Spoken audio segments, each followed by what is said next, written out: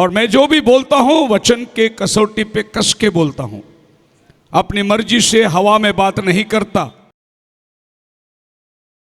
कि तू पतरस है, हाँ। और मैं इस पत्थर पर अपनी कलीसिया बनाऊंगा। अपनी प्रभु दावा करता है कलीसिया मेरी है, आमीन। तो कोई शख्स ये कह नहीं सकता मेरा चर्च। जगत का अंत कब होगा? प्रभु ये पत्थर पर पत्थर नहीं रहेगा, ये कब होगा? आपका आने का चिन्ह क्या होगा और जगत का अंत का चिन्ह क्या होगा? आप पूरी बाइबल को एक ही किताब से प्रचार कर सकते हैं, यशायाह का किताब। हमारा पूरा बाइबल में 66 किताब है, और ये 66 किताब यशायाह के अंदर 66 अध्याय है। लेकिन मेरा यीशु कौन है? प्रभुओं का प्रभु, आमीन, और राजाओं का राजा, हालेलुया। जो बादलों पर आने वाला है। जिस तरीके से तुम उसे चाहते देखो उसी तरीके से वो आने वाला है। आमीन, हालेलुया। वो कश्मीर से नहीं आएगा, अमेरिका से नहीं आएगा, वो आसमान से उतरने वाला है आमीन, अपने हालेलुया। दुल्हन को ले जाने के लिए। बोलो हालेलुया। हालेलुया।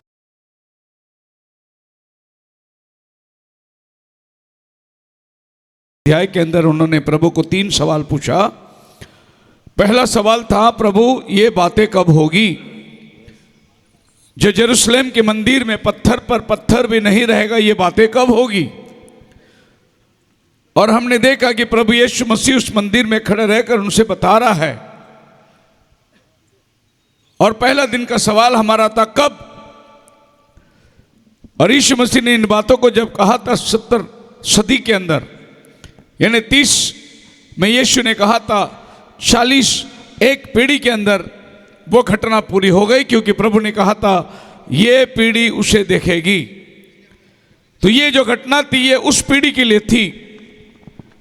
और हम देखते हैं कि टाइटस नाम का एक राजा आकर यरूशलेम को उद्ध्वस्त कर दिया। और 70 सदी में जो भविष्यवाणी प्रभु यीशु मसीह ने मत्ती 24 में कहा था वो पूरा हो चुका। दूसरे दिन हमने इस बात को देखा, वो था दूसरा सवाल कि आपका आने का निशानी या आपका आने का चिन्ह कब होगा? और ये आने का चिन्ह यानी मतलब रैप्चर की बात हो रही है। हम अगर एक मसीही है तो इस बात का विश्वास करना है कि प्रभु बादलों पर आने वाला है। अगर कोई मसीही कहता है वो नहीं आएगा तो वो मसीह नहीं है।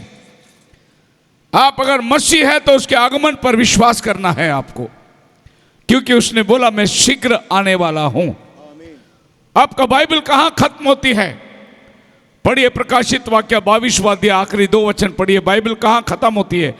और बाइबल जहां खत्म होती है वहां बाइबल क्या कहती है? देखिए, जो इन बातों की गवाही देता है, हाँ जी, वो यह कहता है, हाँ हाँ हाँ, मैं शीघ्र आने वाला हूँ। मैं शीघ्र आने वाला हूं। आमीन। हे प्रभु यीशु आ। बाइबल यहीं खत्म होती है, इसके आगे बाइबल लिखी नहीं गई। जहां बाइबल बोलती है हे प्रभु यीशु जल्दी आ, यहीं पर बाइबल समाप्त हुई। सो बाइबल पढ़ने वाला इस बात पर ठोस विश्वास करना है कि वो आने वाला है। आमीन। क्योंकि ये जगत का न्याय उसी के द्वारा होने वाली है। हालेलुया। वो न्याय आसन पर बैठकर ये पृथ्वी का न्याय करने वाला परमेश्वर है। और बाइबल वहां खत्म होती है जहां कहता है आ, और दुल्हन भी कहे आ। 17 वचन में पढ़िए, 22 का 17। और आत्मा आत्मा और दुल्हन दोनों कहती है आ। आत्मा और दुल्हन कौन है? आमीन। प्रभु यीशु मसीह की कलीसिया को बाइबल दुल्हन बोलती है। आमीन। हालेलुया। आज ये प्रभु यीशु मसीह की कलीसिया आत्मा में भर कर कहती है, आत्मा और दुल्हन दोनों कहती है आ। आमीन। ये दावत दिया जा रहा है सबको। और प्रभु यीशु मसीह कहता है मैं शीघ्र आने वाला हूं। सो ये दूसरा सवाल प्रभु यीशु मसीह ने कहा कि उन दिनों के अंदर जो घटना होने वाली है, बहुत झूठे मसीही उठ खड़े होंगे और बड़े बड़े चिन्ह दिखाएंगे। वो बाहर से भेड़ियों का भेड़ का रूप होगा लेकिन अंदर से भेड़िया होगा। और इसको प्रकाशित वाक्य 6 अध्याय में हमने देखे कि किस तरीके से सफेद घोड़ा आता है। और प्रभु यहां पर चेतावनी देता है कि संभाल के रहो, मेरे नाम से बहुत लोग आएंगे और कहेंगे मैं मसीह हूं। मसीह लोगों को खतरा किसी और कौम से नहीं है, मसीहों को खतरा मसीही लोगों से है। मैं साबित करके बताऊंगा आपको हमारा विरोधी कौन है। अंधकार की शक्ति, हमारा विरोधी कौन है? शैतान का मतलब है एडवर्सरी, विरोध पक्ष वाला आदमी। इंसानियों से हमारे कोई दुश्मनी नहीं, क्योंकि परमेश्वर की सृष्टि है। हर एक मानव को प्रभु ने रचा, हर एक मनुष्य प्रभु के स्वरूप में बनाया गया है। फिर बैरी कौन है? जो इंसानों के अंदर नफरत डालता, वो शैतान बैरी है हमारा। हालेलुया। सो बाइबल कहती है मत्ती 24:24 के अंदर, There shall rise false Christ and false prophet and shew great signs and wonders in so much। झूठे मसीह और भविष्यद्वक्ता उठ खड़े होंगे, इतना चिन्ह बताएंगे, हो सके तो चुने हुओं को भी फरमाएंगे। अब आप बताइए, चिन्ह चमत्कार कौन बताता है और चुने हुए कौन है जो भरमाए नहीं जाएंगे? हो सके तो, यानी भरमाने वाले बाहर से नहीं आएंगे, भरमाने वाले भीतर से आने वाले हैं।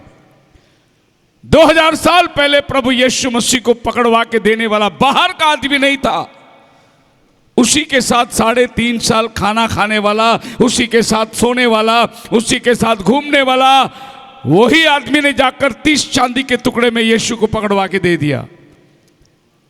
वो पहला युग का क्रिस्त विरोध था जो यीशु के साथ ही था।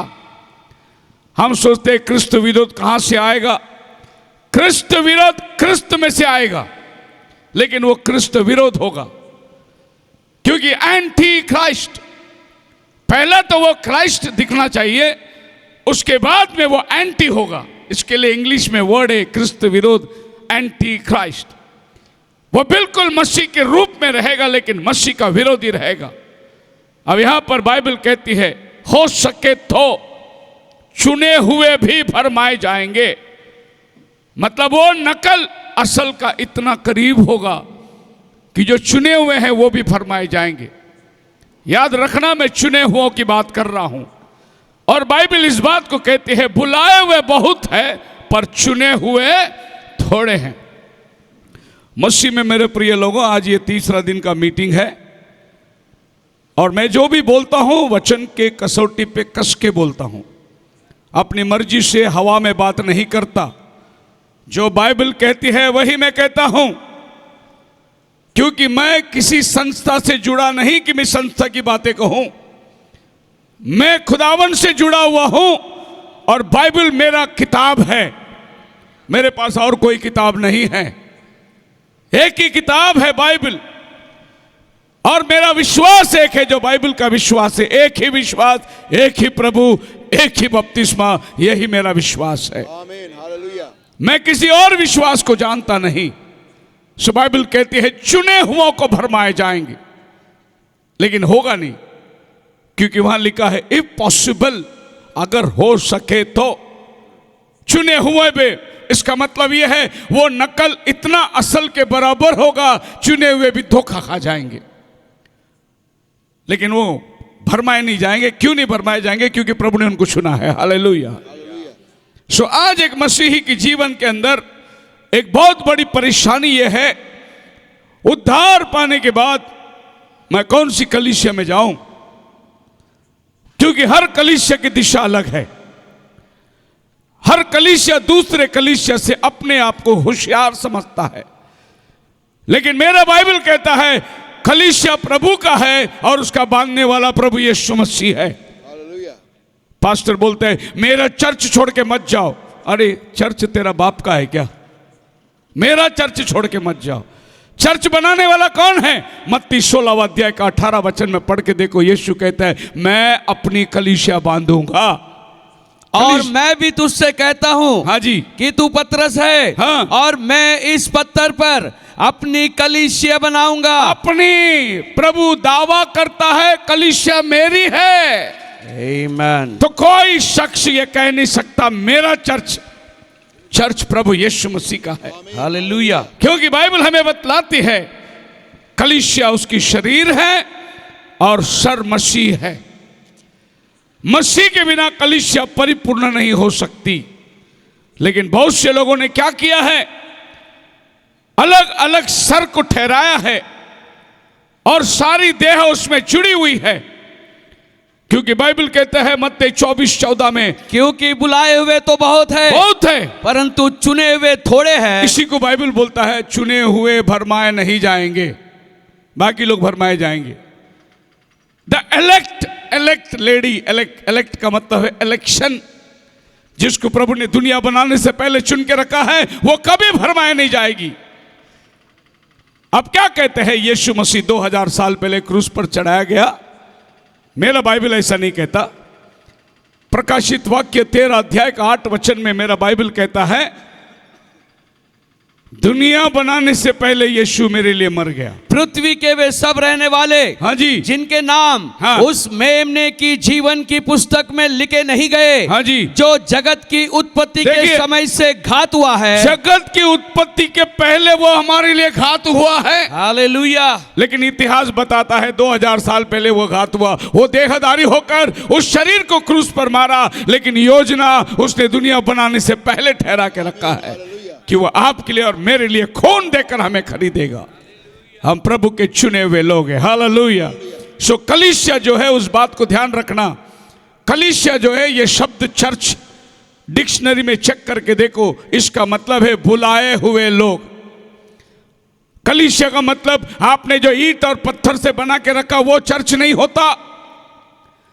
जहां खुदा के चुने हुए लोग 2 या 3 इकट्ठे होते हैं वही चर्च बनती है। हालेलुया।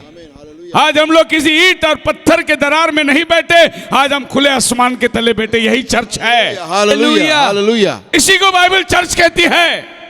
लेकिन हमारा भाषा में हमारा चर्च उधर बांध के रखा है, वो गांव का चर्च नहीं। चर्च जो है बुलाए हुए लोग। आमीन। सो ये चर्च में आने के पहले 3 बातें थी। एक है मिस्र देश की गुलामी, वो है पाप का दासत्व। और जब मूसा जाकर उनको बाहर लिया और जंगल की 40 साल की यात्रा में चले, तब वो चर्च कहलाए। प्रेरितों के काम 7वां अध्याय के अंदर लिखा है जंगल में चर्च ने प्रभु के साथ चला। और जब उसमें से 2 जो कनान देश में प्रवेश किए वो दुल्हन कहलाए, चुने हुए कहलाए। बुलाए हुए बहुत है पर चुने हुए थोड़े हैं। बुलाए हुए 20 लाख थे, चुने हुए कालेब और जोशुआ 2 ही जन थे। Yes, hallelujah. बोलो हालेलुया। हालेलुया। 20 लाख में 2 ही आदमी अंदर गया। तो 20 लाख कौन थे? बुलाए हुए। चुने हुए कौन थे? जो कनान देश में जाकर पैर रखा, वायदे का देश में, आमीन। वो थे चुने हुए। Yes, hallelujah. मसीह में मेरे प्रिय लोगों, अगर आज रात प्रभु आ जाए और आप में से 2 जन चले जाए, मैं समझता हूं कि आज का संदेश बहुत कामयाब हो गया। Praise God. अगर 2 लोग रैप्चर में चले जाए इस महफिल में से, हम जीत गए। क्योंकि हमने जाना कि चुने हुए के अलावा और कोई नहीं। पर मसीह ने अपने लिए कलीसिया के अंदर जो सर बनना चाहिए था, वहां पर बहुत सारे सर दुनिया में बन के रखे हैं। नीचे पास्टर है, उसके ऊपर रेवरेंड है, उसके ऊपर बिशप है, उसके ऊपर आर्क बिशप है, और सबसे ऊपर पोप बैठा हुआ है। इतने सर है चर्च को। लेकिन मेरा बाइबल बोलता है एक ही चर्च है, एक ही सर है, वो प्रभु यीशु मसीह हमारा सर है। आमीन। बोलो हालेलुया। हालेलुया। बाइबल कहती है मत्ती की किताब में, उसी मत्ती 24 में देखते जाएंगे 28 वचन में क्या लिखा है? For whosoever the carcass is, there will the eagle be gathered together. जहां लाश हो वहां गिद्ध इकट्ठे होंगे। क्या? जहां लाश हो, लोथ लाश, हो, जहां लोथ हो वहां गिद्ध इकट्ठे होंगे। वहां गिद्ध इकट्ठे होंगे। माफ करना, मैं बाइबल की गलती नहीं निकालता हूं, लेकिन उसके ट्रांसलेशन के बारे में बात करता हूं। वो गिद्ध नहीं है, वो उकाब है। इंग्लिश बाइबल पढ़िए, वहां उकाब लिखा हुआ है। उकाब और गिद्ध में फर्क है। आप सबको मालूम है, उकाब जो है वो जिंदा खाता है शिकार करके, गिद्ध जो है वो मरा हुआ लाश खाता है। For whosoever the carcass is, there will be eagles be gathered together. 3 eagles will be gathered together. जहां वो लोथ भी नहीं है, लोथ का मतलब लाश, वो लाश भी नहीं, जहां मार खाया हुआ मेमना है वहां उकाब इकट्ठा होता है। Hallelujah. बाइबल की भाषांतर समझना बड़ी मुश्किल हो जाती है, क्योंकि अनुवाद करने वाले ने ऐसे ऐसे अनुवाद कर दिया। अगर आप ओरिजिनल इंग्लिश केजेवी बाइबल पढ़ना जानते हो तो आपको रियल मीनिंग मिल सकती है। वो गिद्ध नहीं है, वो उकाब पक्षी है। जैसे एक गुड़ रखे तो मक्खी आके उधर बैठ जाती है गुड़ पे, है नहीं, वो मीठा खाने के लिए आके बैठ जाती है। ऐसा प्रभु यीशु मसीह कहता है, प्रभु के दूसरे आगमन के अंदर क्या कहता है, जहां मार खाया हुआ मेमना है वहां उकाब आएंगे। Hallelujah. हमें गिद्ध नहीं चाहिए, गिद्ध मरा हुआ खाता है। हमें उकाब चाहिए जो ताजा खाता है खाना, और वो भी अपने हाथ से शिकार करके खाता है। सो गिद्ध को उकाब बना दिया, उकाब को गिद्ध बना दिया। इसकी मीनिंग ऐसा है। इसको खुलासा करना है तो आप अय्यूब की किताब में आइए। अय्यूब इसके बारे में वर्णन करता है, बहुत अच्छी तरीके से वर्णन करता है। Where the slain are there is she. Ayyub 39 अध्याय का 27 से पढ़ेंगे 30 तक। क्या लिखा है? क्या उकाब तेरी आज्ञा से ऊपर चढ़ जाता है? हाँ और ऊंचे स्थान पर अपना घोंसला बनाता है? जी। वह चट्टान पर रहता, हाँ। और चट्टान की चोटी जी। और दृढ़ स्थान पर बसेरा करता है। जी। वह अपनी आंखों से दूर तक देखता है। जी। वहां से वह अपने आहेर को ताक लेता है। जी। और उसके बच्चे भी लहू चूसते, उसके बच्चे लहू चूसते हैं। और जहां घात किया हुआ लोग होते वहां वह भी होता है। ये मीनिंग राइट है, जहां घात किया हुआ, मतलब घात मतलब ताजा खून, लोथ का मतलब सड़ा हुआ गोश्त। उकाब सड़ा हुआ गोश्त में कभी नहीं बैठेगा, लेकिन बाइबल कहती है जहां घात किया हुआ है वहां उकाब के बच्चे खून चूसते हैं। खून चूसने का मतलब क्या है? ताजा ताजा जो मरा है उसी में से खून निकलेगा। लोथ में खून कड़क हो जाता है, पत्थर बन जाता है, तो ताजा, हालेलुया। बाइबल उकाब की बात करता है, जहां सत्य वचन है वहां उकाब के बच्चे आके बैठते हैं। आमीन, हालेलुया, हालेलुया। और जो लोग 1700 साल पहले का मशन बासी खाना खाते हैं उधर गिद्ध बैठता है। जहां 500 पुराने साल के मैसेज खाते हैं वहां गिद्ध बैठता है।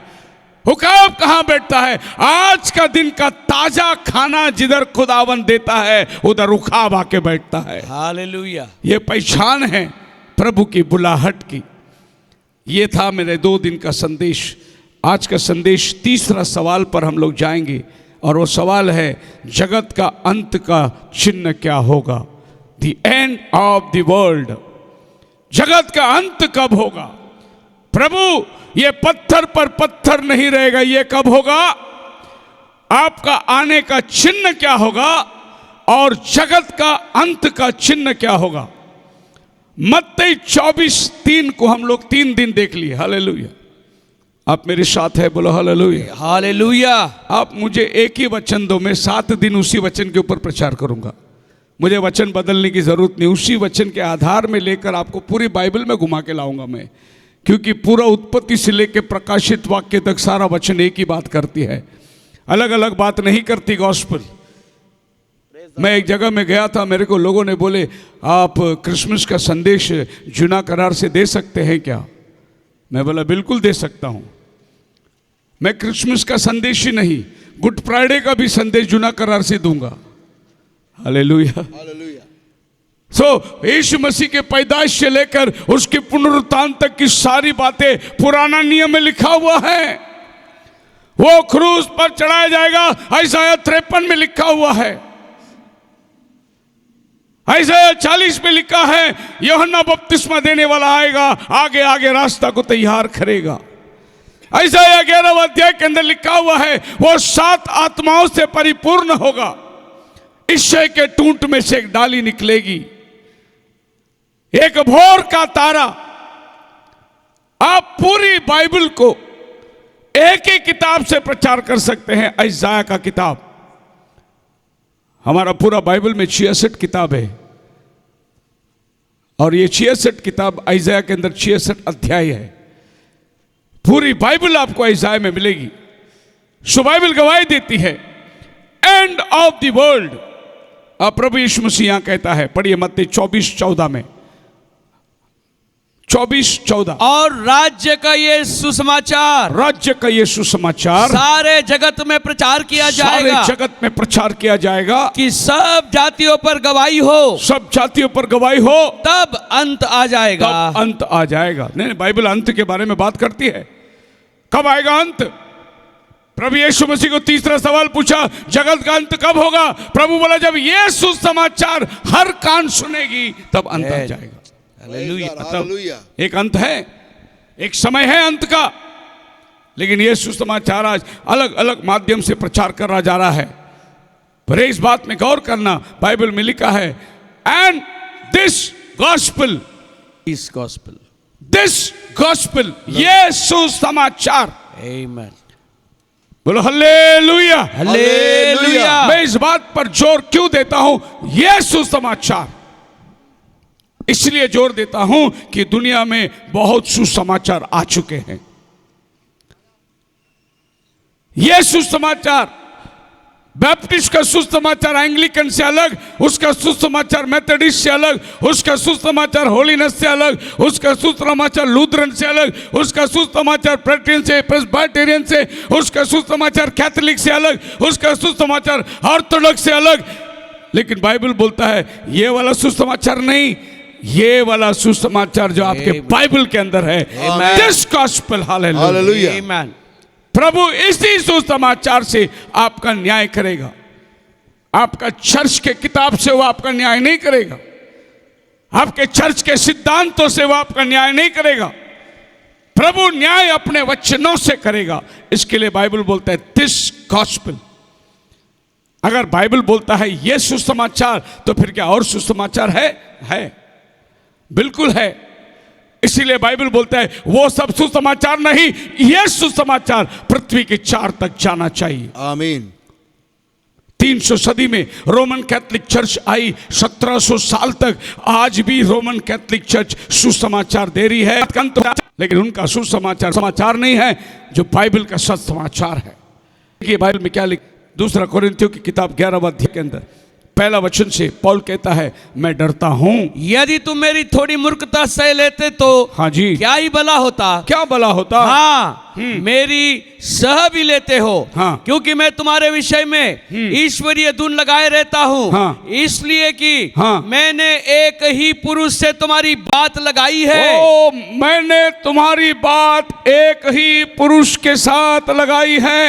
यानी पौल कहता है, ऐ कोरिन्थियों की कलीसिया, मैंने तुम्हारी मंगनी एक पुरुष प्रभु यीशु के साथ करी है। आमीन। हालेलुया। हालेलुया। मैं और किसी को जानता नहीं, मैंने तुम्हारी बात एक पुरुष के साथ लगाई है। फिर वो एक पुरुष की पत्नियां कितनी हो गई? क्योंकि कलीसिया यानी प्रभु की पत्नी है। वो एक पुरुष को पत्नी कितनी हो गई? एक पुरुष के साथ मैंने तुम्हारी बात लगाई है। और मैं डरता हूं। किस बात के लिए डर है उसको? 3 वचन में वो कहता है, परंतु मैं डरता हूँ, हाँ जी, कि जैसा सांप ने अपनी चतुराई से ओ। हव्वा को भड़काया, वैसे ही तुम्हारा मन उस सिधाई और पवित्रता से। उस दिन सांप ने हवा को बहका दिया, जो असली सुसमाचार थी उससे उसका मन मोड़कर एक दूसरी सुसमाचार में उसको लेकर गया। मैं डरता हूं कि आज फिर से ये हवा जो प्रभु यीशु की दुल्हन है उसको शैतान भरमा न दे। आमीन। हालेलुया। हालेलुया। क्या था वो सुसमाचार? वो सुसमाचार था उत्पत्ति की 2 अध्याय के 17 वचन के अंदर, तू सब पेड़ में से खा सकता है, लेकिन भला और बुरा का पेड़ में से जिस दिन तू खाएगा उस दिन तू मरेगा। ये आदम के वाटिका में दिया हुआ सुसमाचार था। आदम तू सब खा सकता है, बीच में लगा हुआ पेड़ ज्ञान भला और बुरा का देने वाला, उसमें से मत खा, जिस दिन तू खाएगा उस दिन तू मर जाएगा। यह था पहला सुसमाचार। उसका डुप्लीकेट एक सुसमाचार उधर ही आदम के वाटिका में आया। उसका 3 अध्याय का 4 वचन में नेक्स्ट चैप्टर में शैतान ने एक डुप्लीकेट सुसमाचार को लेकर आया। क्या था? तब सर्प ने स्त्री से कहा, हाँ, तुम निश्चय नहीं मरोगे। और ये सुसमाचार कैसा है? प्रभु ने कहा मरोगे, सर्प बोलता नहीं मरोगे। दोनों भी सुसमाचार ही है। आपको मैं 2 दिन से यही बताते आ रहा हूं कि एक असली है, एक नकली है। एक सुसमाचार है जो आदम के वाटिका में प्रभु ने आदम को दिया, जिस दिन तू खाएगा उस दिन तू मर जाएगा। और दूसरा एक सुसमाचार सर्प लेके आता है, नहीं मरोगे। कितना ऑपोजिट डायरेक्शन में है। लेकिन उसने हवा को बहका दिया और हवा ने वो फल खाया, आदम को भी खिलाया, अपराधिनी ठहरी और बगीचे से बाहर निकलना पड़ा। इसका मतलब जो दूसरा सुसमाचार है वो आपको प्रभु के राज्य से दूर लेके जाएगा। प्रभु के राज्य के बाहर क्या है? मरण, अधोलोक।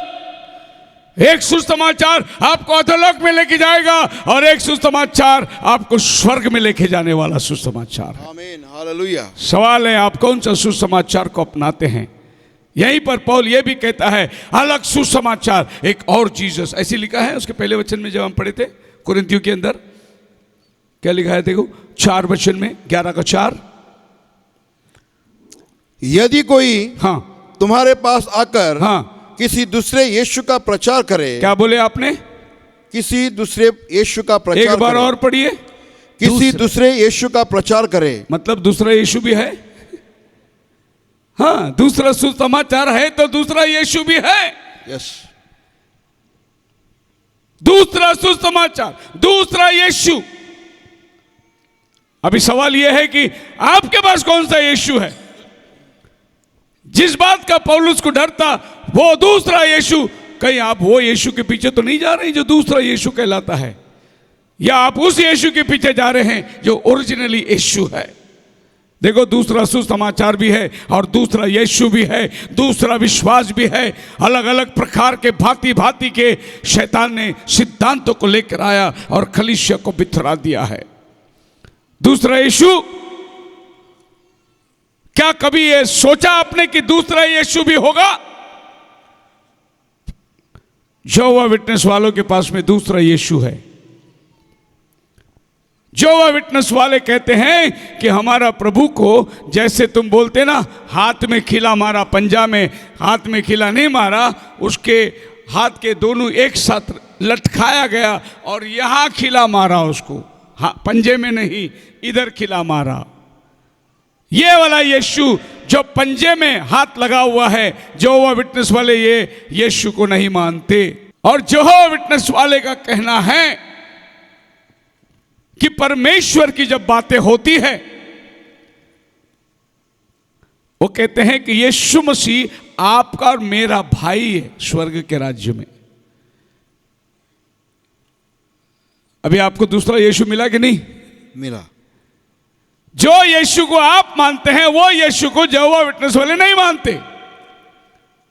और यहोवा विटनेस वाले यीशु जो है उसको लंबा बाल नहीं है, उसका बाल उन्होंने छोटा कर दिया। लेकिन मेरा बाइबल बोलते यीशु नाजरी था, उसके बाल लंबे थे, क्योंकि माता के गर्भ से एक नाजरी के सर पर चूड़ा नहीं फेरना चाहिए, इसके लिए वो नाजरी कहलाया। लेकिन यहाँ एक नाजरी है यीशु जिसको उन्होंने बाल सेटिंग कर दिया। बोला कि हमारा यीशु जो है वो ऐसा दिखता है, लंबा बाल वाला यीशु नहीं, हमारा यीशु ऐसे क्रूस पर चढ़ाया गया है। क्या पौल कहा नहीं, मुझे डर है कहीं तुम दूसरे यीशु के पीछे मत चलना? यस, हालेलुया, बोलो हालेलुया, हालेलुया, हालेलुया, आमीन। रोमन कैथलिक के पास जाओगे तो उनके पास एक और यीशु है, बोलते हैं इन्फेंट जीसस, बाल यीशु। हमारे महाराष्ट्र में नासिक में बहुत बड़ा चर्च है, इन्फेंट जीसस चर्च। हमारा यीशु अभी बाल नहीं है। वो ये धरती में आया था 2000 साल पहले बालक बनकर। वो प्राउड हुआ, क्रूस पर चढ़ाया गया, गाड़ा गया, तीसरा दिन मुर्दों में से जी उठा, पिता के दाहिने जाकर बैठा है। आज आपके और मेरे पापों के लिए प्रायश्चित कर रहा आमीन, है। हालेलुया। तुम उसको फिर लेके झूले में बिठा दिए, बाल यीशु। अब ये लोग बड़ा वाला यीशु का फोटो नहीं रखते, ये छोटा यीशु का बच्चा का फोटो रखते, बाल यीशु। क्या पौलुस ने बोला था तुम्हारे पास दूसरा यीशु आएगा? यस आया है नहीं? यस बोलिए आमीन। आमीन। मसीह में मेरे प्रिय लोगों, पौल कहता है पहला कोरिन्थियों 2 में 1 में निकलकर, कोई तो कहता है मैं पौलुस का, कोई कहता है मैं पौलुस का, कोई कहता है मैं केफास का। क्या मसीह बढ़ गया? तुम क्यों मसीह को टुकड़ों में बांट दिए? मैं पंजाब में था, पंजाब में एक बहुत प्यारा गीत गाते हैं, दिल्ली वालों ने वो गीत को लिखा है। मसीह के नाम को टुकड़ों में बांटने वालों, एक ही प्रभु, एक विश्वास, एक बपतिस्मा है। हालेलुया। हमने कितने टुकड़े में बांट दिए उसको। एक और यीशु है, वो यीशु है इस्लाम के अंदर। और ये इस्लाम का यीशु जो है वो खाली एक पैगंबर है, वो मसीह नहीं है, ऐसा इस्लाम कहता है। तुम अगर बोलोगे ना वो खुदा का बेटा है, तो वो पूछते हैं फिर खुदा का पत्नी किधर है, उसको भी बताओ, पूछते वो। क्या जवाब दोगे तुम? वो बोलते फिर खुदा ने शादी किया उसका बेटा होने के लिए, इसीलिए वो बोलते वो खुदा का बेटा नहीं, वो एक पैगंबर है। और ये यीशु वो मानते नहीं कि क्रूस पर चढ़ाया गया। वो कहते हैं कि किसी हम शक्ल को क्रूस पे मार दिया और यीशु पहाड़ से उतर के चला गया। और तुम्हें मालूम हो ना हो, कश्मीर के अंदर यीशु का कब्र भी रखे हुए हैं। बोलते कि यीशु कश्मीर में आया मरियम मगदलिनी के साथ, और कश्मीर में उसने बाल बच्चे पैदा किए, और कश्मीर के राजा ने उसको रहने को जगह दिया, और उसकी कब्र भी कश्मीर में है। ये कौन सा यीशु की बात कर रहे हैं लोग? मेरा यीशु तो लोगों के देखते देखते बादलों पर स्वर्ग में उठा लिया गया। हालेलुया। हालेलुया। फिर कश्मीर में कौन सा यीशु आया जो दावा करते हैं? हाँ, और ये भी दावा करते हैं कि यीशु इंडिया में इसलिए आया क्योंकि यीशु के 300 साल पहले गौतम बुद्धा जी इंडिया में थे। उनकी शिक्षण लेने के लिए यीशु जेरूशलेम से इंडिया में आया था। यह भी एक यीशु है धरती पर। लेकिन मेरा यीशु कौन है? प्रभुओं का प्रभु आमीन। और राजाओं का राजा, हालेलुया। जो बादलों पर आने वाला है। जिस तरीके से तुम उसे चाहते देखो उसी तरीके से वो आने वाला है। आमीन। हालेलुया। वो कश्मीर से नहीं आएगा, अमेरिका से नहीं आएगा, वो आसमान से उतरने वाला है आमीन। अपने हालेलुया। दुल्हन को ले जाने के लिए। बोलो हालेलुया। हालेलुया। सवाल पर आ जाएंगे, एंड ऑफ द वर्ल्ड, जगत का अंत कब होगा? मसीह में मेरे प्रिय लोगों, जब आप जगत के अंत की बात करते हैं तो आपको प्रकाशित वाक्य 21 अध्याय में उसका पहला वचन में जाना पड़ेगा, जहां पर आपको यह समझ में आएगा कि एक नया आकाश और एक नई पृथ्वी आ रही है। फिर मैंने नए आकाश और नई पृथ्वी को देखा, और नई पृथ्वी को देखा, क्योंकि पहला आकाश जो और अभी पहली दिख रहा है पृथ्वी और पहला पृथ्वी जिसमें हम बैठे हैं जाती रही थी, हालेलुया। और समुद्र भी ना रहा। समुद्र भी नहीं है। पहला पृथ्वी गई, पहला आसमान गया, एक नया आसमान आ रहा है, एक नई पृथ्वी प्रभु तैयार कर रहा है। अंत का मतलब यह है पहला वाला गायब, दूसरा वाला आएगा। और जो दूसरा वाला आएगा वो कौन सी पृथ्वी आएगी? यह पृथ्वी का अंत में प्रभु यीशु मसीह स्वयं 19वां अध्याय के अंदर श्वेत घोड़े पर सवार होकर स्वर्ग की सेना के साथ वो धरती पर आते हुए देख रहा है। उसके जांग में एक नाम लिखा हुआ है, प्रभु का वचन, राजाओं का राजा और प्रभुओं का प्रभु कहलाता है। यहां वो मुकुट पहन के आ रहा है। पहले दिन मैंने बताया कि वो मुकुट वाला यीशु जो सफेद घोड़े में आया था 6वें अध्याय में, वो यीशु नहीं है, क्योंकि मेरा प्रभु अभी तक मुकुट पहना नहीं है। जब वो राजाओं का राजा बनकर दुल्हन के साथ शादी करने को आता है, तब वो मुकुट पहन के आता है। इसीलिए मैंने कहा 6वें अध्याय में जो सफेद घोड़ा है वो ख्रिस्त विरोध है, जो डुप्लीकेट रूप में आया। अब ये जो यीशु आ रहा है 19वें अध्याय के अंदर, ये यीशु इस धरती पर अर्मगिदोन की लड़ाई की सफाई करने के लिए आ रहा है। यह है दुनिया का अंत की लड़ाई। और ये कहां पर होगी? इसका नाम बाइबल में है अर्मगिदोन, जो पुराने नियम में मेगिदो कहा गया था। यही जगह के अंदर आखिरी लड़ाई जो बोलते हैं तीसरा विश्व युद्ध होने वाला है। अब इस जगह को आप बाइबल में देखोगे कि प्रभु ने अर्मगिदोन को क्यों चुना। अर्मगिदोन को इसलिए चुना कि शुरू से लेकर अर्मगिदोन एक लड़ाई की जगह थी। पढ़िए जजेस की न्यायों की किताब 5 अध्याय 19 वचन के अंदर, और तनक नाम का राजा मेगिदो शहर में आया लड़ाई करने के लिए। यह मेगिदो जो जगह है, यह हमेशा बाइबल में लड़ाई की जगह थी। और यह सबूत साइंटिस्ट लोगों को आज मिल गया है। उन्होंने मेगिदो जगह में देखा घोड़े बांधने के लिए और घोड़े को पानी पिलाने के लिए सभी लाइन से स्टेबल बनी हुई है। जानवर का चारा रखने के लिए जगह बनी हुई है, स्टोर हाउस। और सैनिक लोगों को विश्राम करने के लिए वहां कमरे बने हुए थे।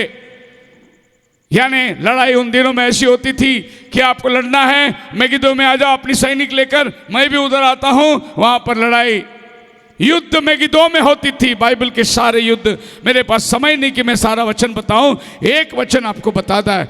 न्यायों में लिखा है मेगिदो में आएंगे हम लड़ाई करने के लिए। राजा आकर लड़े। उस समय कनान के राजा मगिदो के सोते के पास तानक में लड़े। हाँ, लड़ने के लिए मेगिदो में आया। आमीन।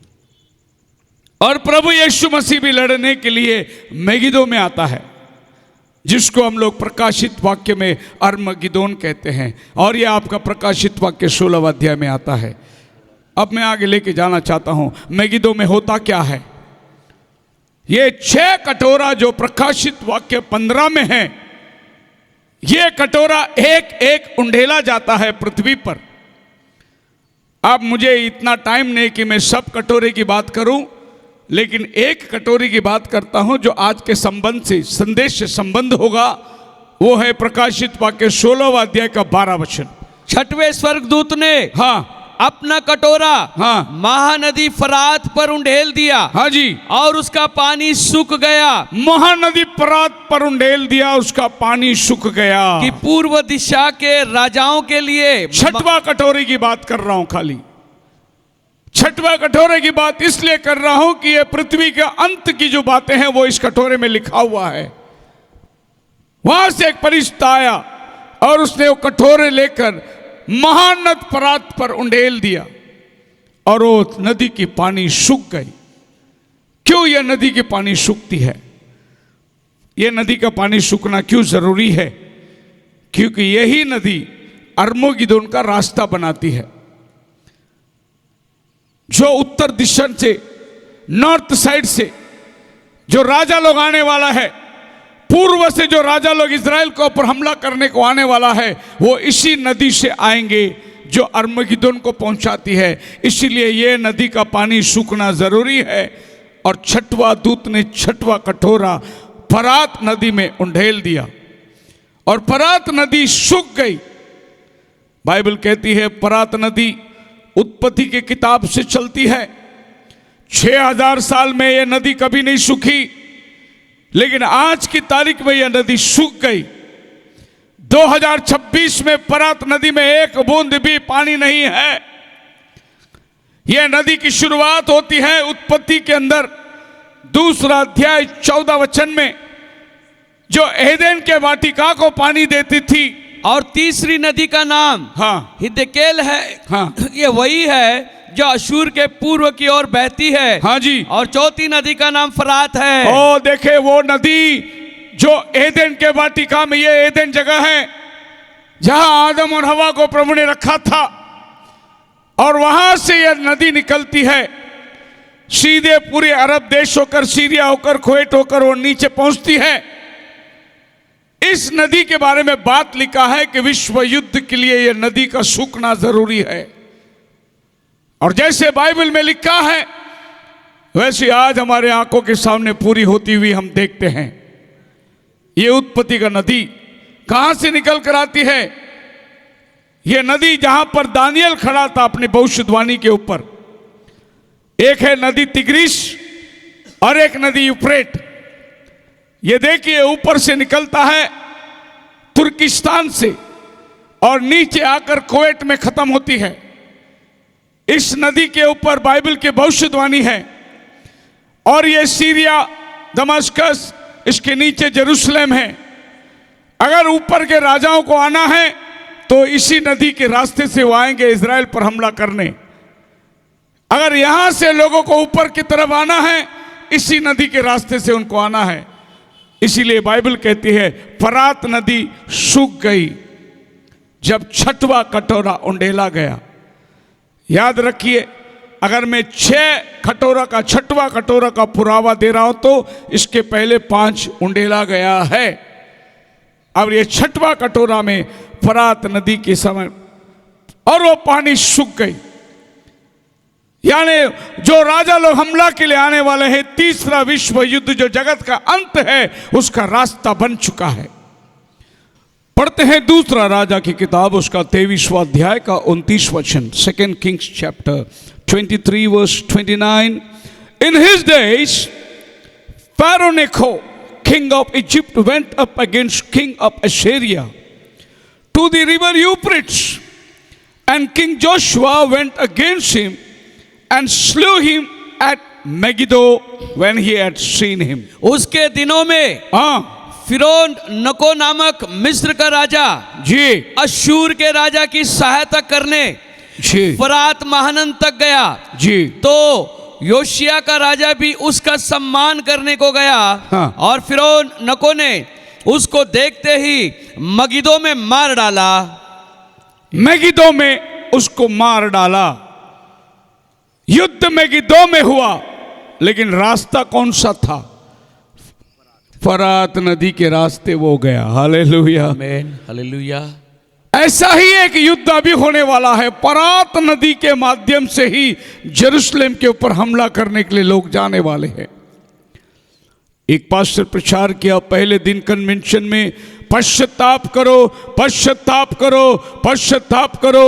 दूसरा दिन भी प्रचार किया, पश्चाताप करो, पश्चाताप करो। उस मीटिंग के आयोजक ने आकर उस रात पास्टर से मुलाकात करी, बोली आप कल भी पश्चाताप पश्चाताप पश्चाताप, आज भी पश्चाताप पश्चाताप पश्चाताप, आपका पास दूसरा संदेश नहीं है क्या? पास्टर जी बोला है ना। फिर आप दोनों दिन पश्चाताप, आज भी आप पश्चाताप करोगे क्या? बोले पहले वो पश्चाताप करने दो, बाद में मैं दूसरा संदेश प्रचार करूंगा। ये 2 दिन पश्चाताप का संदेश प्रचार करके कोई पश्चाताप ही नहीं किया।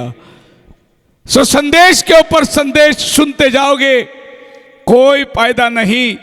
जो संदेश तुम आज सुन रहे हो उसको अपने दिल में बसा लो और अपने जीवन को तैयार कर लो। हालेलुया, आमीन। कल शाम भी मैंने कहा था, मत्ती, मार्क, लूक, जॉन, यीशु पानी पर चला, मच्छी रोटी खिलाया, आशीर्वाद सभा, ये बंद करो सुसमाचार को और ये प्रचार करना शुरू करो, यीशु आने वाला है, पश्चाताप करो सब लोग। आमीन, हालेलुया। है पृथ्वी के लोगों, तैयार हो जाओ प्रभु से मुलाकात करने के लिए। ये आज का संदेश है। अब वो समय आ गया कि आपको पश्चाताप कर कर प्रभु के राज्य के लिए तैयार होना है। वो समय बीत गया। आशीर्वाद का सभा आज भी लोगों से कहे जा रहे हैं, ये साल तो अमेरिका जाएगा, ये साल तो बंगला बनाएगा। और वो आदमी हालेलुया, बाप रे, बंगला बनाने वाला है। ये साल तो जमीन खरीदने वाला है, हालेलुया। सब नाश में जाने वाले लोग हैं। ये साल प्रभु आने वाला है, तो तैयार हो जा करके बोलो। ये लोगों को सुनने के लिए बहुत अच्छा लगता है कि पास्टर मेरे बारे में क्या बोलेगा आज। आशीर्वाद का टाइम खत्म हो गया है। समोपदेशक 3 अध्याय में लिखा है, एक बीज बोने का टाइम है, एक काटने का टाइम है, एक जन्म का टाइम है, एक मरण का टाइम है, एक गले लगाने का टाइम है, एक दूर रहने का टाइम है, एक पत्थर फेंकने का टाइम है, एक पत्थर बटोरने का टाइम है, एक हंसने का टाइम है, एक रोने का टाइम है। अगर ये सच है तो सुसमाचार का टाइम खत्म हुआ, अभी न्याय उतरने का टाइम आ चुका है। हालेलुया। यह पृथ्वी का न्याय का संदेश आ चुका है और अभी प्रभु वो काम कर रहा है, अपने दुल्हन को बाहर निकाल रहा है। मैन। यही यूफ्रेट नदी से एक दिन किंग जोशिया ने जाकर हमला किया। बाइबल बोलता है रास्ता यही था और मार मेगिदो में किया। तो देखिए, मेगिदो और यूफ्रेट दोनों साथ में आती है। स्वप्रकाशित वाक्य 16 में अगर मेगिदो में लड़ाई होने वाला है तो दुश्मन आएगा कहां से? फरात नदी से ही आएगा। उस राज बेलताशर दानियल का समय में अपना पिताजी नेबुकदनेस्सर मंदिर का बर्तन लेकर लाकर अपने महल में रखा था और उसका बेटा शराब के नशे में बड़ी पार्टी करी और बोला मंदिर का बर्तन लेकर आओ, मैं उसमें शराब पीऊंगा। और जब मंदिर का सोने का बर्तन लेकर आया और राजा ने उस पर जैसे दाकमधु डाला, एक उंगली आकर दीवार में लिखने लगी, मने मने तखेल पारसिन, तो थोला गया, खम पाया गया, प्रभु तेरा राज्य को उद्ध्वस्त करता है। Hallelujah, hallelujah. अरे ये मौज मस्ती में था, जजमेंट खुदा की तरफ से आकर दीवार में लिख दिया, तू तोला गया और खम पाया गया। कौन लिखा है, क्या लिखा है, कोई मुझे बताए। तब दानियल आता है, राजा तेरे बारे में लिखा है, तेरा दिन पृथ्वी में खत्म हो चुका है। वो घमंड से फूल गया था, मंदिर के बर्तन निकालकर उसमें शराब पीने के लिए रखा। अरे खुदावन उस मंदिर का रखवाली करने वाला खुदा है, वो अपने बर्तन को अशुद्ध होने नहीं देगा। आमीन। वैसे आप खुदा का बर्तन है, प्रभु आपको अशुद्ध होने नहीं देगा। इससे पहले कि आपको अशुद्ध करने के लिए कोई आए, प्रभु बादलों पर आ जाएगा, हालेलुया, और अपने दुल्हन को उठा के ले जाएगा वो। आमीन, हालेलुया। तो बाइबल कहती है फरात नदी में 6वां कटोरा ढेला गया और देखिए आज फरात नदी सूख गई, पानी नहीं है फरात नदी में। 6000 साल से यह नदी कभी नहीं सूखी, अभी सूख गई। क्यों? क्योंकि दुश्मन अभी इज़राइल पर हमला करने के लिए आने का रास्ता बन गया। क्यों सूख गई नदी? क्योंकि प्रकाशित वाक्य 16 अध्याय के अंदर कटोरा उंडेला जा रहा है और फरात नदी पर उंडेला जा रहा है और फरात नदी की पानी सूख रही है। मसीह में मेरे प्रिय लोगों, कौन सी दुनिया में बैठे हो, हर्मगिदोन की तैयारी हो रही है, खुदावन खुद काम कर रहा है और हम लोग यहां पर अभी क्रिश्चियन चर्च खेलकर मजाक मस्ती में लगे हुए हैं। प्रभु का आना निकट है, भविष्यवाणियां पूरी हो रही है। 2000 साल पहले चेलों ने पूछा जगत का अंत कब होगा प्रभु? प्रभु ने उसी मत्ती 24 में बता दिया जगत का अंत कब होगा। 2000 साल से यही बाइबल पढ़ रहे हैं हम लोग, लेकिन अभी तक हमें नहीं मालूम कि दुनिया में हो क्या रहा है। प्रभु का आना बहुत निकट है। मसीह में मेरे प्रिय लोगों, ये खेलने का समय नहीं। बाइबल कहती है तुर्किस्तान से ये नदी जो निकल कर आई, ये अंतिम दिनों का भविष्यवाणी को पूरी करती है। ये नदी चलती है 1800 मील। 1800 मील का मतलब ये नदी चलती है पंजाब से बॉम्बे तक, दिल्ली तक 1500 किलोमीटर और 400 किलोमीटर पंजाब दिल्ली से, यानी पंजाब से दिल्ली बॉम्बे तक चलने वाली 1800 किलोमीटर की नदी है। कोई मामूली नदी की बात नहीं करती है बाइबल। यह तुर्किस्तान से निकलकर नीचे पर्शियन गल्फ तक जाती है और यह पूरे मिडिल ईस्ट को जीवन का साधन बना हुआ है। अब्राहम धनीता मेसोपोटामिया में रहने वाला, और ये दोनों तिग्रिस और ये दोनों नदी के बीच में अब्राहम रहता था, इसीलिए बाइबल बोलते हैं अब्राहम धनी था। उन दिनों के अंदर व्यापार सब नदी से होती थी। अपने जैसे कार और ट्रक ये उन दिनों में नहीं था, पानी से व्यापार। जो गांव पानी के निकट है वो गांव ऐश्वर्यवान गांव माना जाता था, क्योंकि सारे व्यापारी लोग उधर ही रहते थे। पर यह नदी का सूखने से आज वो पूरी मिडिल ईस्ट के देश पर असर पड़ गया है। जो इस नदी से साधन निकालते थे, मच्छी निकालते थे, इस नदी से बहुत सारे औजार निकलती थी जिससे लोगों का पेट भरता था। लेकिन तुर्किस्तान ने इस नदी को बंद करके सबका साथ बदला लेने का काम किया है। प्रकाशित 16:12 के अंदर देखिए क्या लिखा हुआ है। छठवें स्वर्गदूत ने अपना कटोरा महानदी फरात पर उंडेल दिया। हाँ जी। और उसका पानी सूख गया कि पूर्व दिशा के राजाओं के लिए मार्ग तैयार हो जाए। Hallelujah, hallelujah. क्यों नदी सूखा? कि पूर्व दिशा के राजा लोग उसी नदी से आने वाले हैं हमला करने के लिए। उस रात जब बेलशस्सर शराब के नशे में था, सीरिया के राजा ने फरात नदी के नीचे से उस पानी को डाइवर्ट करके उसी नदी के अंदर से वो महल में चढ़कर बेलशस्सर राजा का हमला कर उसको गुलाम बना के लेके गया। इसी नदी के नीचे से उन्होंने पानी को डाइवर्ट कर दिया। और यही नदी जो है इस विश्व युद्ध के अंदर भी प्रमाण है। इसी नदी से यह काम शुरुआत होगी। और आप देखते पूर्व के राजा लोग आने वाले हैं। इज़राइल से जो पूर्व देश कौन है? यीशु मसीह जब जन्म लिया था तो मागी लोग गए थे हेरोद के घर में और बोले राजा पैदा होने वाला है, कहाँ है? हेरोद ने बोला मेरे घर में कोई बालक पैदा नहीं हुआ। तुम्हें किसने बताया राजा पैदा होने वाला है? बोले पूर्व में हमने उसका तारा देखा, पूर्व में हमने तारा देखा और वो तारा हमें यहां तक लेकर आया कि एक राजा पैदा होने वाला है। सो इज़राइल से पूर्व जो है हिंदुस्तान, और हिंदुस्तान के ऊपर चीन और रशिया, ये पूर्व के राजा लोग हैं। ये राजा लोग मारने के लिए इज़राइल को जाने वाले हैं। इसीलिए फरात नदी क्यों सूखी? पूर्व के राजा लोग आने वाले हैं। तो आपको मालूम पड़ना चाहिए कि इज़राइल का पूर्व देश कौन सा है। और कल सवेरे अखबार खोलो, कल सवेरे का न्यूज में आपको मिलेगा, देखना। रशिया उधर से बोलता है इज़राइल को कि ईरान पर हमला करना बंद करने, तो मैं अभी आ रहा हूं। उसके बगल में कोरिया बोलता है मैं हथियार दे रहा हूं तेरे को इज़राइल को मारने के लिए। चीन बोलता है रशिया को हम दोनों मिलके जाएंगे। क्या बात कर रहे हैं लोग?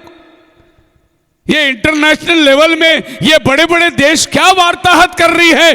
जो आपके बाइबल में लिखा है वही बात वो लोग कर रहे हैं वहां पर। हालेलुया। अपनी मनमानी से नहीं कर रहे हैं, जो वचन में लिखा है वही बात वो लोग कर रहे हैं। हम तो अखबार पढ़कर छोड़ दिए, हमें लगा कि रोज का रोज न्यूज चले आती है। नहीं, रोज का रोज वचन पूरा हो रहा है। आमीन, हालेलुया। मैं पंजाब में लोगों के साथ हमेशा ये बोलता हूं, मैं बोलूंगा हल्ले और तुम बोलोगे लूया, फिर हम दोनों एग्रीमेंट में बने रहेंगे। हल्ले लूया, हल्ले लूया। ओके, इससे पता चलेगा आप जागरूक है। सो पूर्व के राजा लोग आने के लिए काम कैसा हो रहा है देखिए। तुर्किस्तान ने अपना पानी को रोकने के लिए अतातुर्क डैम बनाकर उसने पानी को रोक दिया। ये अपना बदला ले रहा है। ये तुर्किस्तान कौन सा स्थान है? प्रकाशित वाक्य पहला अध्याय का 10 वचन में जो 7 कलीसिया का नाम लिखा है वो 7 कलीसिया तुर्किस्तान पे है। और बाइबल में ये जगह का नाम लिखा हुआ है। और पहला सुसमाचार वहां चली गई थी। और ये सब पूर्व के राजा एकत्रित होकर कैसा हमला करने का करके बातचीत चल रही है। चीन के साथ मिलकर ये सब राजा लोग एकत्रित आके बात कर रहे हैं कि कैसा जाकर हमला करना है। Pakistan, India, Mongolia, Iran, Russia, China have voiced कि हम तुम्हारे साथ हैं। आपने अखबार में पढ़ा होगा, ये सोचा होगा कोई इंटरनेशनल न्यूज नहीं, ये बाइबल का न्यूज चल रहा है। प्रभु ने बाइबल का ये टीवी न्यूज चालू करके रखा है, संघाई कॉर्पोरेशन ऑर्गेनाइजेशन, और ये सब पूर्व का राजा लोग इज़राइल का दुश्मन बन चुके हैं। और इज़राइल कौन है? प्रभु बोलता है इज़राइल मेरी निज प्रजा है, आमेन, हालेलुया। मेरे चुना हुआ देश है। उसके विरुद्ध में ये लोग तैयार हो रहे हैं। आज से 2000 साल पहले जब चीन की मिलिट्री भी नहीं तैयार हुई रहेगी, बाइबल में प्रकाशवाक्य 9 अध्याय का 17 वचन में यूहन्ना ने देखा जो मिलिट्री आ रही है, उनका कपड़े का रंग, उनका टोपी का रंग, उनका वस्त्र का रंग उसने बता दिया 2000 साल पहले। हाँ पढ़िए। और मुझे इस दर्शन में घोड़े हाँ। और उनके ऐसे सवार दिखाई दिए हाँ। जिनकी झिलमें ओ। आग, धूम्रकांत हाँ। और गंधक की जैसी थी, ओ। और उन घोड़े के सिर सियों के सिरों के समान थे, उनके कपड़े भी बता दिए, और उनके मुंह से आग, और धुआं। उनका कपड़े का रंग इंग्लिश में लिखा रेड, ब्लू एंड येलो। ये 3 रंग उनके कपड़े में दिखाई दे रहा है। वो मिलिट्री पाती बांध के आ रही है इजराइल के ऊपर हमला करने। ये चीन का मिलिट्री का रंग, कपड़े का रंग उन्होंने बता दिया। कौन बता रहा है? ये आपका यूहन्ना, जो बाइबल में पतमोस नाम टापू में जाकर अगले 2000 साल का इतिहास लिखा, वो बता रहा है कि लड़ाई के लिए मिलिट्री कौन सी देश में से आने वाली है। अरे मिलिट्री की गिनती कितनी है वो भी उसने बता दिया। बोला 20 करोड़ लोग आ रहे हैं। कितने लोग आ रहे हैं? 20 करोड़। 20 करोड़ लोग इजराइल के ऊपर अर्मगिदोन की लड़ाई, विश्व युद्ध छेड़ने के लिए 20 करोड़ लोग आ रहे हैं। 200 मिलियन सोल्जर्स और पैर में चले आ रहे हैं, फुट सोल्जर्स। सुनिए, चीन का महान चेयरमैन माओ ने क्या कहा 1960 में? वो बोलता है कि 200 मिलियन सोल्जर को no other nation on earth, पृथ्वी में और कोई राष्ट्र की मुझे मदद नहीं चाहिए, मैं खुद ही 200 करोड़ 20 करोड़ मिलिट्री को तैयार करके भेजूंगा करके चीन का चेयरमैन ने कह दिया। 1960 में बोला इतना मिलिट्री तो मेरे पास है। कितना मिलिट्री का नाम ले रहे हो? उनकी फौज के सवारों की गिनती हाँ 20 करोड़ थी। अरे 916 बाइबल में 20 करोड़ थी करके जॉन ने बताया। जॉन ने उनका मिलिट्री को गिन के ले लिया, बोला 20 करोड़ लोग आने वाले हैं। और चीन बोलता है 20 करोड़ मिलिट्री तो मैं अकेला ही देने को तैयार हूं। यह है पूर्व का राजा। आपकी बाइबल पूरी हो रही है कि नहीं हो रही है? आमेन, हालेलुया। बाइबल पढ़ने वाले अपने हाथ उठा के दिखाओ कि पूरी हो रही है नहीं हो रही है आपकी बाइबल। आमेन, हालेलुया। बाइबल कहानी की किताब नहीं है, बाइबल हकीकत है। आमेन। जो बातें कल होने वाली है वो आज ही बाइबल में लिख के रख दिया गया। मसीह के प्रिय लोगों, आगे जाएंगे हम लोग। एक खास खबर इजराइल से मैं आपको देना चाहता हूं। उसका 19वां अध्याय का 17 वचन के अंदर एक बहुत बड़ी दावत जा रही है। और ये दावत क्या है देखिए। फिर मैंने एक स्वर्गदूत को हाँ सूर्य पर खड़े हुए देखा, हाँ जी, और उसने बड़े शब्द से पुकार कर हाँ आकाश के बीच में से हाँ। उड़ने वाले सब पक्षियों से कहा, हाँ जी, आओ आओ। परमेश्वर के बड़े बोझ के लिए इकट्ठा हो जाओ जी, जिससे तुम राजाओं का मांस हाँ। और सरदारों का मांस हाँ। और शक्तिमान पुरुषों का मांस हाँ। और घोड़ों का हाँ। और उनके सवारों का मांस, ओ। और क्या स्वतंत्र क्या दास, क्या छोटे क्या बड़े, सब लोगों का मांस खाओ। एक आवाज आई, आकाश के पक्षियों आ जाओ, राजाओं का मांस खाने के लिए आ जाओ, प्रधानों का मांस खाने के लिए आ जाओ। आकाश के पक्षियों को दावत मिल रहा है, आओ। क्योंकि जो युद्ध में मारे जाएंगे वो पृथ्वी के राजा और प्रधान लोग मारे जाएंगे। उनका मांस खाने के लिए आकाश से पक्षियों को बुलाया जा रहा है। आपको मालूम है इजराइल क्या कह रही है? अभी आया वो गिद्ध और उकाब के बारे में। ये गिद्ध है, ये मांस खाती है, सड़ा हुआ मरेला मांस खाती है। और इजराइल का न्यूज क्या है देखिए। In this 8 year high, just over 8 years, the birds were poisoned and population remained endangered and concentrated in just 2 areas of the continent with natural reproduction slow. अचानक अर्मगिदोन के पास में एक जगह है जहां पर यह गिद्ध जो है बहुत पक्षी उधर आके बैठ रही है। साइंटिस्ट बोलता है ये बिगिद्ध इतना पक्षी इधर क्यों आ रहा है, इजराइल के पास क्यों आ रहा है उड़ के। प्रभु ये सब पक्षियों को भेज रहा है, जाओ इधर इजराइल में। और साइंस परेशान है कि ये सब पक्षी अभी इधर क्यों आ रहा है, क्योंकि बाइबल में एक दावत निकलने वाली है, हे आकाश के पक्षियों सारे अरमगेदोन में आओ, राजाओं का मांस खाने के लिए तुम्हें मिलने वाला है। 20वीं सदी का भविष्यद्वक्ता उसने कहा था ये लॉस एंजलिस के अंदर बड़ी बड़ी व्हेल मछलियां आएंगी, क्योंकि एक दिन ये लॉस एंजलिस शहर पानी के नीचे धंसने वाला है। 1950 में यह भविष्यवाणी हुई थी और आज बड़े बड़े शार्क मछली सब लॉस एंजलिस के समुद्र के किनारे में आ रही है।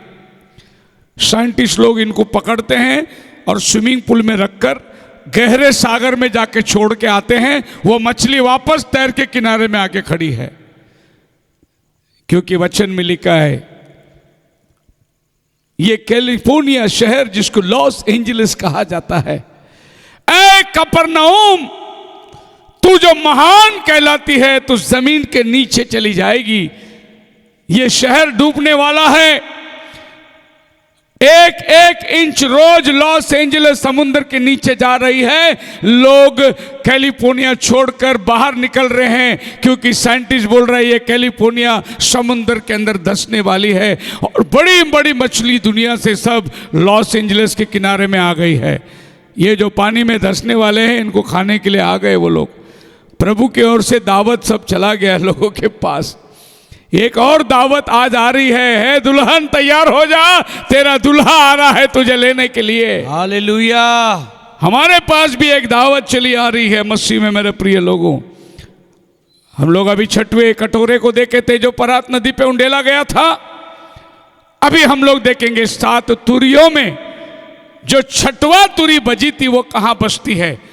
प्रकाशित वाक्य 8 और 9 अध्याय 7 तुरी की बात कहती है और 9 अध्याय उसके 14 वचन में आएंगे 7 तुरी के बारे में बाइबल बात करती है। मानो कोई छठवें स्वर्गदूत ने जिसके पास तुरी थी कह रहा था उन 4 स्वर्गदूतों को जो बड़ी नदी फरात के पास बंधे हुए हैं खोल दे। देखिए 8वां अध्याय के अंदर ये 7 तुरी लेके 7 देवदूत लोग आए बजाने के लिए। इसमें से छठवां तुरी, मैंने 7 कटोरे में एक ही कटोरी की बात करी, छठवें कटोरी की। अब ये 7 तुरी में से मैं एक ही तुरी की बात करता हूं, छठवें तुरी की। जब छठवें तुरी ने बजाया फरात नदी में युद्ध छिड़ गया। तो छठवां तुरी फरात नदी, छठवां ट्रम्पेट कटोरा फरात नदी। क्यों फरात नदी पर 6 नंबर का कटोरा भी उंडेला गया, 6 नंबर का तुरी भी बज रही है, क्योंकि यहीं से युद्ध छिड़ने वाला है। उन 4 दूतों को खोलकर छोड़ देना। आज फरात नदी के हालात क्या है पता है आपको? यहां पर हर एक देश ने अपने मिलिट्री को तैनात करके रखा है। Pakistan upcoming war in 200 million soldiers are involved and 1/3 of the population will die। और ये मिलिट्री फरात नदी पर रात और दिन बंदूक लेकर घूम रहे हैं। क्यों नदी पे बंदोबस्त रखा गया है? अमेरिका ने अपने तैनात को, इंग्लैंड ने अपने तैनात, ऐसा 1,40,000 मिलिट्री फरात नदी में बैठे हुए हैं। कारण पूर्व से जो राजा आने वाला है वो इसी रास्ते से आने वाला है। और ये सब मेरे घर का न्यूज़ नहीं बना है, जो इंटरनेशनल न्यूज़ है वही लेके मैं आपको बता रहा हूं कि बाइबल पूरी हो रही है। इस फरात नदी पर बंदोबस्त चल रहा है। किसी भी समय के अंदर यह घटना शुरू होगी, आप अनजान मत रहिए। जिस दिन आप उस युद्ध की समाचार को सुनोगे, याद करिए कि यह गांव में कोई पास्टर शेखर आकर बता के गया था। अगर आप उठा लिए गए भला है, रह गए 7 साल का महासंकट काल में जाने वाले होंगी, और प्रभु अपने दुल्हन को संकट काल में नहीं भेजेगा। इससे पहले कि बारिश उतरी, प्रभु ने नोहा को बोट में ले लिया। इससे पहले सदोम में अग्नि उतरी, प्रभु ने लोत को बाहर निकाल लिया। इसके पहले हर्मगिदोन शुरू होगा, प्रभु अपने दुल्हन को आसमान पर उठा के ले जाएगा। Hallelujah, praise the Lord.